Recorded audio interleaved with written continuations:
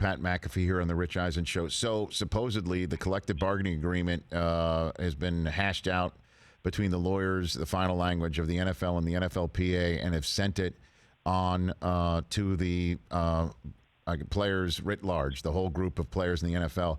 You were in the league the last time this went around. How will a 430-page document land in the inbox of players? What do you got for me on how's that gonna hit, Pat? I was talking to Kyle Rudolph this morning on my show, and I obviously asked him if he pushed off against the Saints. Had to talk about and that. what did he say? What did he say? First, let's take one at a time here. What did he say to that? He said, I did not push off at all. My arm was at a full, basically at stiff, so there was no push off at all. He just was keeping him away and trying to feel where he was at. He didn't push him at all. I was like, well, it kind of looks very similar to what happened with George Kittle in the Super Bowl, and that was called it was. And he was like, nope, that's not on me. They reviewed it and everything. So Kyle went to bat for his move and just saying that he didn't push off anything, which you have to respect. Great catch in the playoffs, win again. Look, Pat, if somebody's chest is going to get in the way of his hand, and, it's not his fault, right? Well, how are you supposed to catch whenever somebody's covering you? Please, I understand. You got to get them off of you. Right. It just makes sense.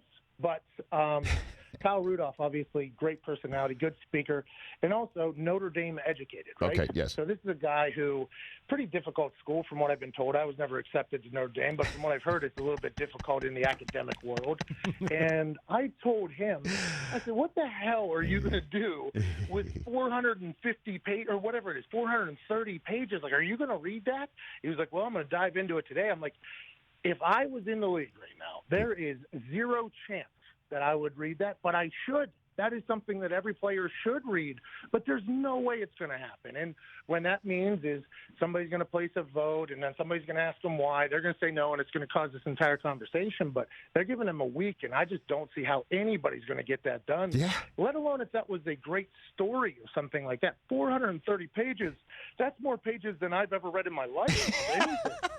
I just don't know how that's going to happen, but it's a big decision. We were talking earlier, like, when was the last time any of us read something that was 430 pages long, let alone that there's fine print and formulas and stuff like that? So how is this going to go down, do you think? What do you think, Pat? You got an idea here? Well, and there's also the legalities talk and a lot and percentages and revenue sharing. And, I mean, it's absolute insanity. So what's going to happen is, you're going to get guys that meet in groups. Maybe they take turns, each read a part and kind of summarize it, or you're going to get guys that listen to other people. And it's going to be a very interesting thing because there are two very different views on this thing in the NFL. I had Nate Solder on my show the other day, offensive tackle now for the Giants, formerly of the Patriots. He likes it.